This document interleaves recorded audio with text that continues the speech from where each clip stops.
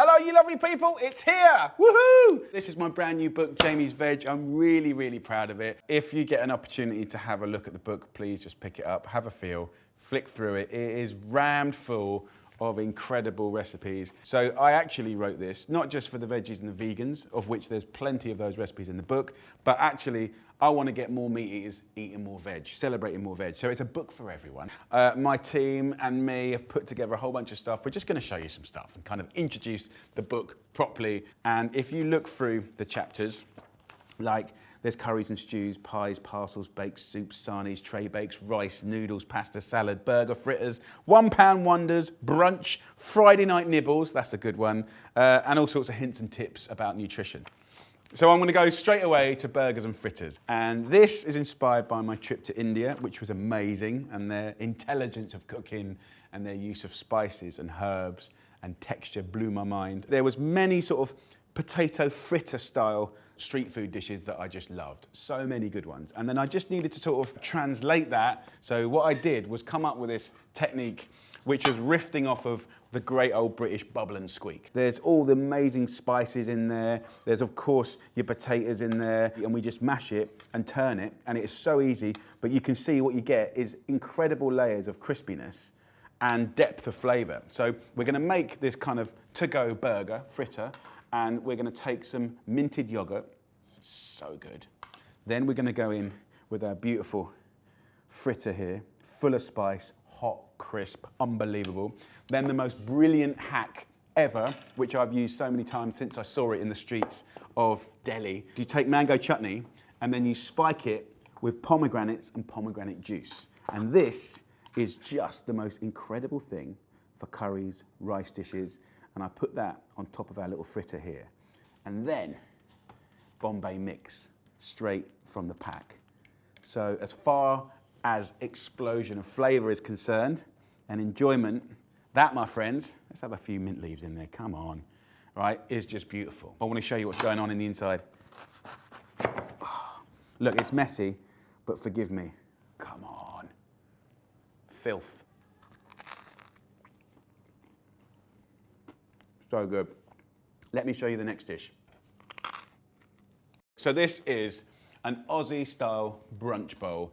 And look, I love Australia. I love their verve for life.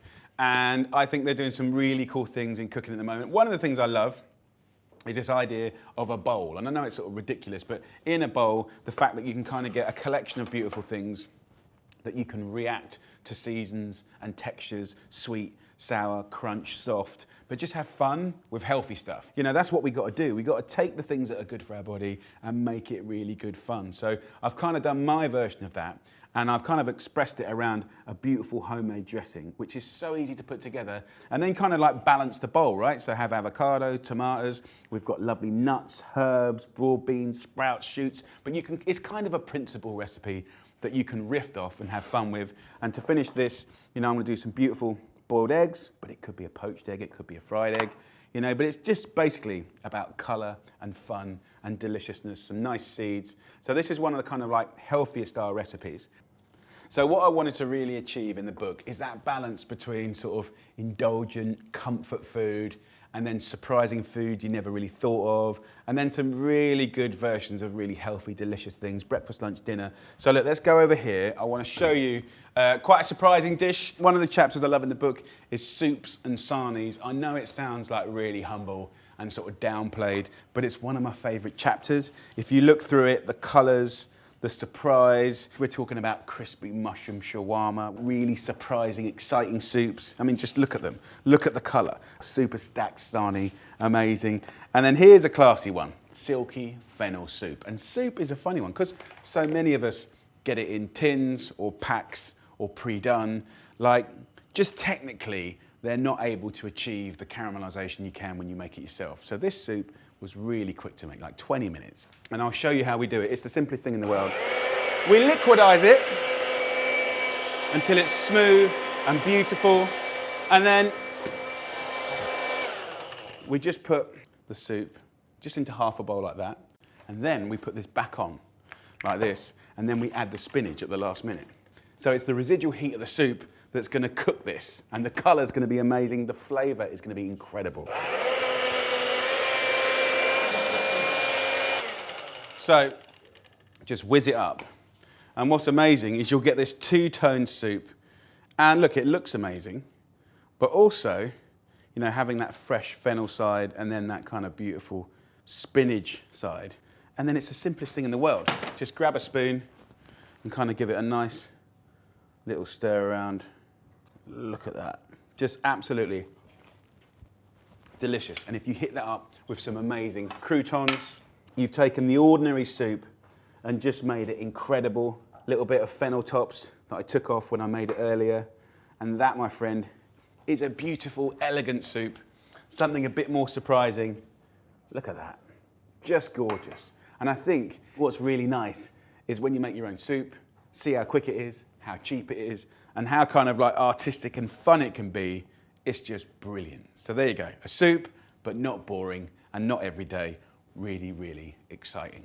So let's talk a little bit more about the book. I've tried to break up the chapters so they're really useful to you guys, busy people that want tasty, delicious food. Hugo's just finishing up this expression of a pad thai. So Hugo is part of my food team. The food team support me in writing the books, and we test and test and test them so you guys have the best possibility of great results every single time.